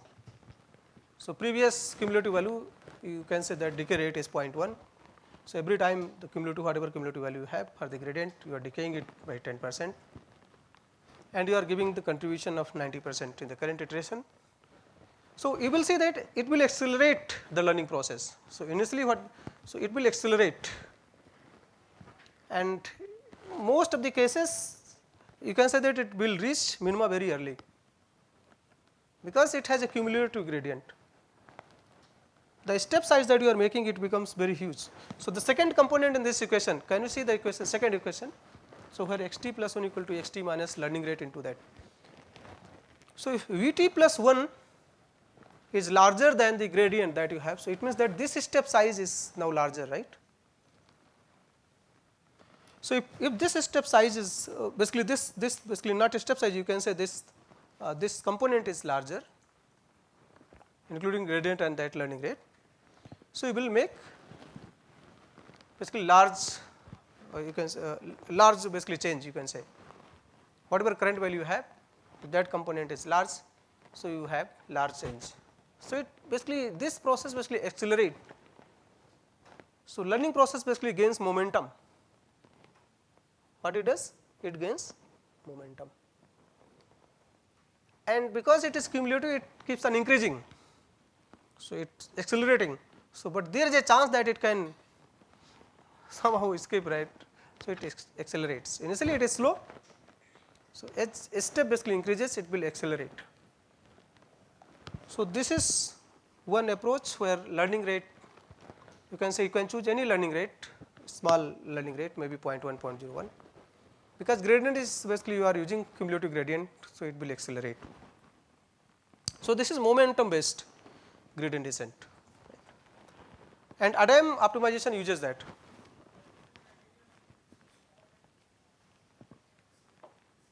Whenever gradient is 0, it will stop. That criteria you always have, right.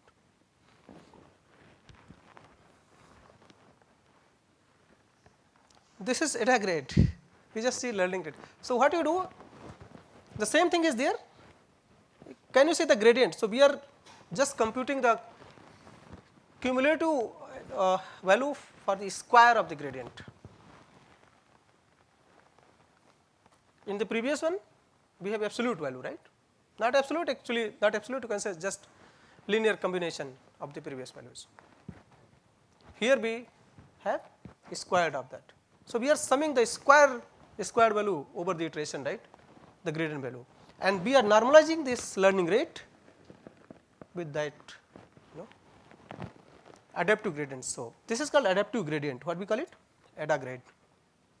So, gradient we are, so learning rate is adaptive here. So, why the word adaptive is there? Learning rate is adaptive. So, whatever initial value you have chosen, you are dividing it by the cumulative sum of the squared gradient, right. Cumulative sum of the squared gradient over the iteration, and just your value should not explode much, we use the square root.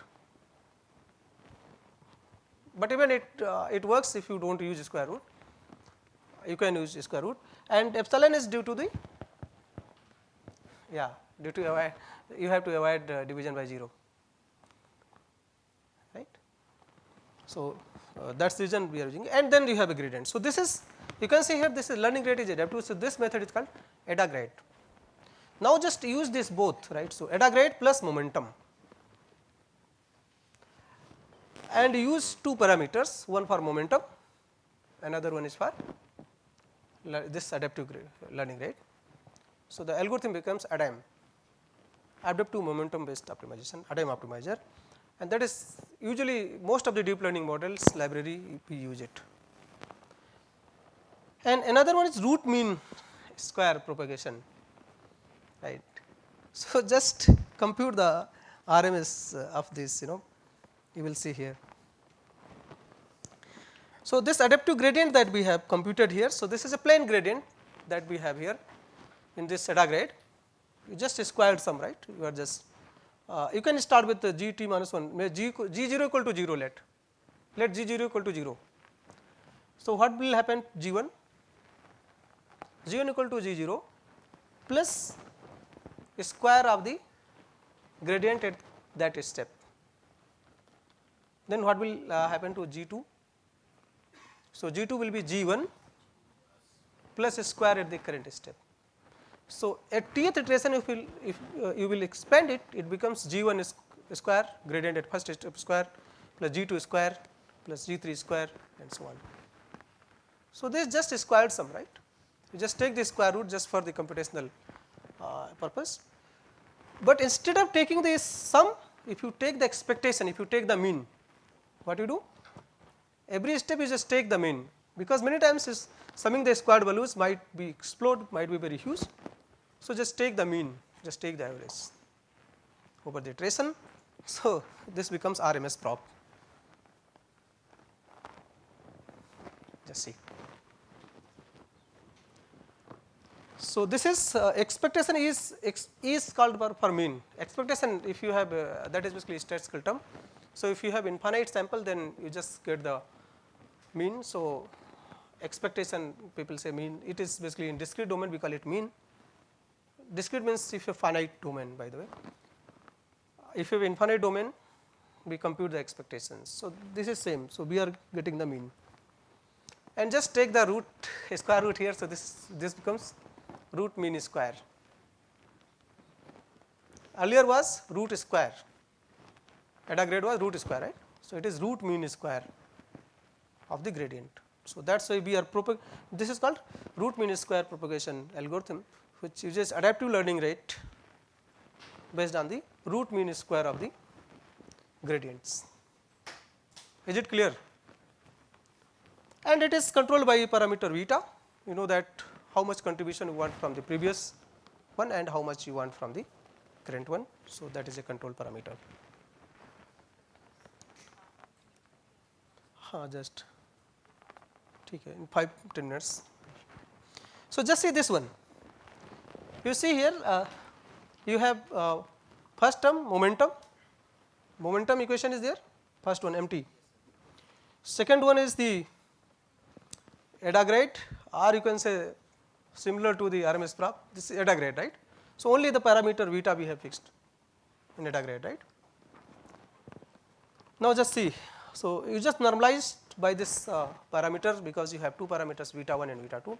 So, just normalize this, you can get empty and empty cap and VT cap and just use it here. So, it is adaptive learning rate plus you have adaptive gradient. So, we have momentum also here. What we have? We have momentum also, we have adaptive learning rate also. So, the name is ADAM optimizer, right, adaptive momentum optimizer. So, ADAM optimization is there and these are the 7 popular methods we generally do, right. We have a demonstration for all of them.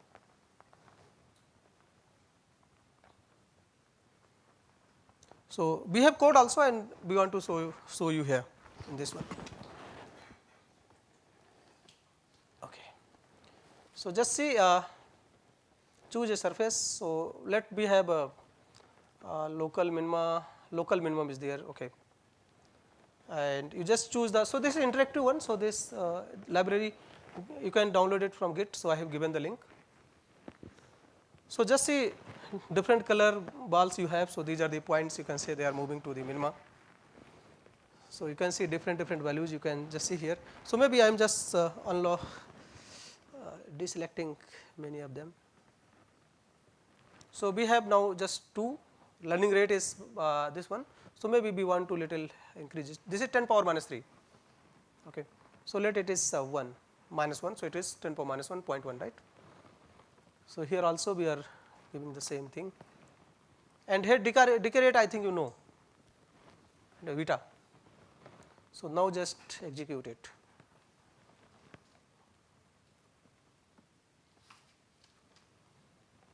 Can you see here? Maybe I am just momentum, I am for time being I am stopping momentum. Let pause, restart.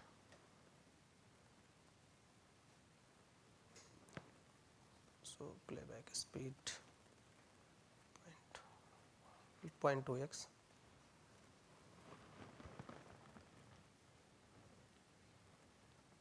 Call it step by step. Can you see the gradient descent? Simple gradient descent. it is not reaching to the minima, right. I am just changing the learning rate, let minus 3, just see, again do it, restart. Can you see? Can you see the movement? This gradient descent, you have seen that phenomena also. Now with this, I am just again choosing this momentum in addition to this one. So we do not want contour. So just see. So just see the momentum one, momentum ball. So it gains, it has gained momentum, right. Beta is 0.8. So it means that we are given 80% weightage to the previous one. So try to reduce it. Say that okay, please don't accelerate much. 0.3. Restart. You can see here. Oh, where is the global minima, by the way? So we have many surfaces. Surface contains many local minima and global minima. Where is the global minima? That one, left one, right? Yeah, left side. But none of them are going there. But momentum, if you accelerate it little bit more, you just make it 0.7.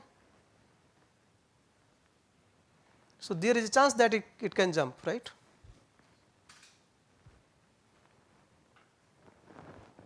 So you can just see that this learning rate, decay rate basically, and learning rate both affects, right. Maybe this learning rate is minus 3 for this one as well, 10 power minus 3. Now you can just see, restart, just see which one is faster.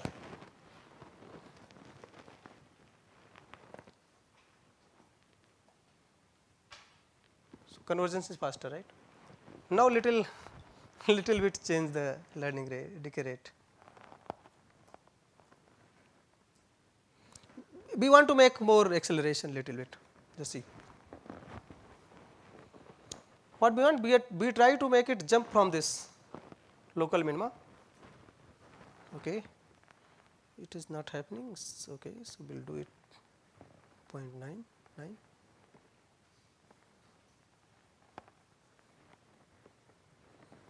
So what will happen?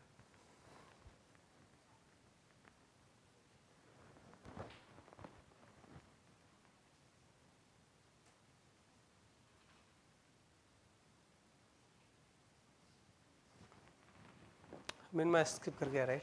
Accelerate हो रहा, फिर आएगा क्या, check करो, शायद आ जाए. So you can play that, what might be the effective values for this one.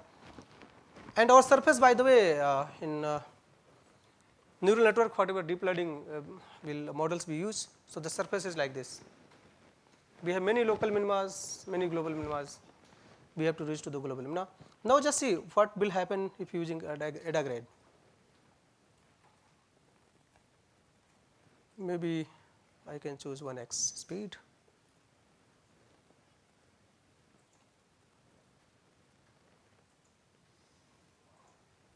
My gradient descent is not started.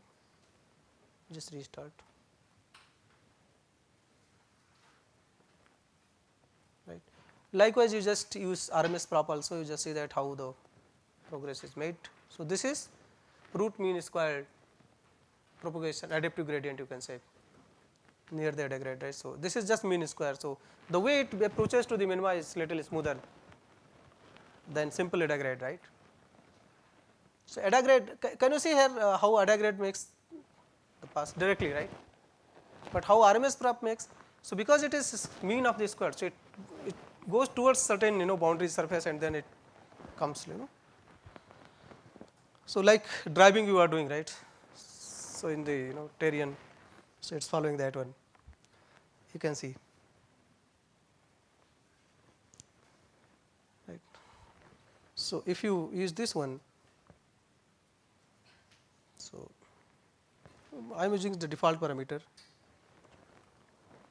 ADA grade, and darkest blue you know that it is ADAM.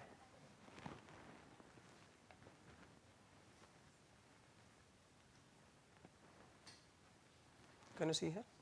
So, this is one visualization library. You can just try with other surfaces. You might have a maybe global minimum. So, you can see the how fast these one basically reaching there. Right. Momentum also you can add. Okay. So, this link I have already given. So, I am just showing you the code as well. That is here. I have said that code, the second optimization function. Can anyone open it? Just open it, and you just see that we have the code, raw code here we have written for that x square by 2 function. You just execute it. Right? We have interactive plot here also. Maybe we can. So you just execute, you will see. Right? Maybe I can make little smaller so that you can see.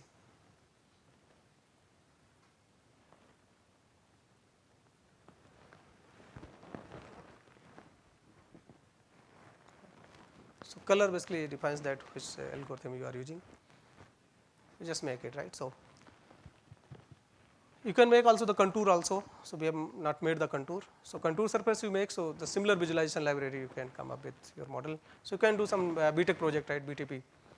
If some students want to do, you can develop a visualization tool, right. Okay. So, this you just play on your own. This one to sleep, reconnect. Yeah. So, here this is a plot that term VC confidence, if you remember here. So, this term in some sense we have some function here, you can see that how it depends on number of samples, how it changes when you increase the delta or epsilon, you can just see here.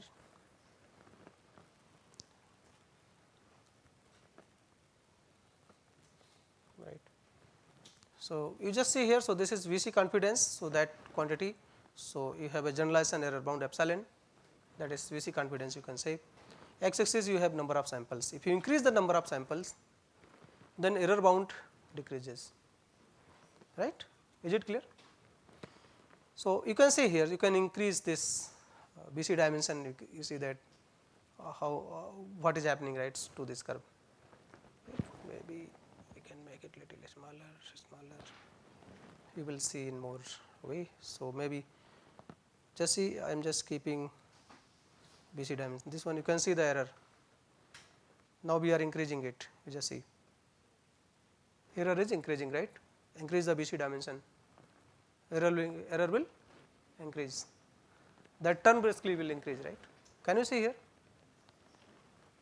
So, similarly you can say that delta is the confidence, right. What will happen if you 1 minus delta, you just do it. So, this will let this DBC is, you can see that how this quantity basically affects. So, it might affect small, but it has effect in that, right.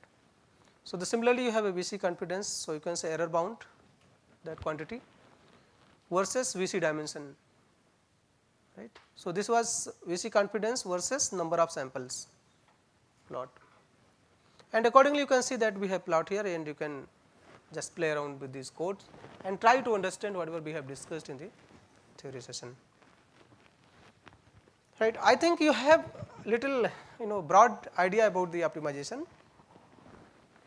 If you want to go deeper, of course, you have to go and you have to do the convergence analysis, and because we have to cover a lot of things in these 4-5 day session, right, 5 day session. So, we may not be able to include basically convergence analysis, because that is a complete course. So, when you do convex optimization, so we start from the convex functions, convexity you have to prove, then you have to apply algorithms, whatever algorithm we have discussed here, we have to prove the convergence. So, every convergence proof might take around 3 to 4 hours, right. So, that is a complete syllabus. So, here I have just given you the broad idea. If you want to dive deeper, of course, you have to go to the resources, right, and understand, and of course, you can come up with your own unique ideas. So, these all are heuristic. So, you can say that they can skip global minima. So, there is no solution available till date which can basically deal with if you have multiple local minimas. So, the idea is the previous session yesterday, basically not today, we discussed about the nature inspired algorithm. So, for this type of optimization where you have many local minima, right, people go for nature inspired algorithm, because these deterministic algorithm might skip that minima, right, global minima. So, there is a chance that heuristic algorithms like genetic algorithm, PSO and colony optimizations, right, or other variants you can say, they can reach the global minima very easily, very fast. So, maybe you can get some library. So, in Python as well, maybe I can share by tonight. So, you just the same function you just take, same surface you just take, you will see that these heuristic algorithms like PSO or genetic algorithm, they are very good in practice. They will reach the global minima, but you cannot prove the guarantee. So, under certain bound you can prove. Many times people say that okay, if you do not give guarantee, so why should I use your method? But in practice, most of the methods in AI that we use, they are based on the heuristics. Right. So, heuristic is common sense, right? Experts common sense, you can say. If your heuristic is good, it means that your expertise is better. If it is not good, then you might skip the better solution, right? So, here we stop. So, we did a lot of math today. I do not know how much enthusiasm you have today. So, tomorrow onwards, tomorrow we will do little a bit about the learning again, attack spaces, and we will try to see the attacks, adversarial attacks we will do. And can you see this code? So, I will share this code. So, this is basically for tomorrow's, not today. So, fast gradient sign method, I will share it, yeah, I will share it. So, basic iterative method, yeah, projected gradient method. So, those attacks we have defenses also, and today I have written one program, and tomorrow we will do the practice. So, we will share you the code model. You have to just retrain it. I will just send you the model as a black box. Your task is only you just put your data, you will get response and train it. When model will reach to me, when you share the model to me, so I will tell you that what data you have used. So, I am just injecting one Trojan in the neural network and sending it to you. So, we will show you that, and this is basically practice people are doing in basically in security. So, they are attacking. So, this will be one of the live attack on the machine learning model. I will show you in a tomorrow session, right. So, you can see that. Then you just think that how can you protect. So, that algorithm that we will do tomorrow, so none of the existing approaches are capable of detecting that. So, that is why we call it Trojan attack. So, only the way you can do is you just try to see that how much power your machine is using. If you have little suspicion, right, some doubt, because you say that okay, your model might have certain number of parameters, but it is taking a lot of time, right, in execution. So, you just do the power analysis, compute the power, how much power it is consuming during the computation. You can get a certain idea that model might have a Trojan inside that. But using the softwares or you can say program, it is very hard to detect, because you do not have any access mechanism. Only I will provide you the interface where you can just insert the samples and train it. So, you will share the model to me. So, I will decode your input. So, that attack will do tomorrow. And then of course, we will discuss the GIAN, I think 6th, right.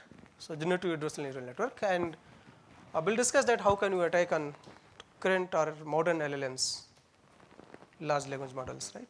I will not show you the attack on that, right, but of course, you can think, we can discuss, right.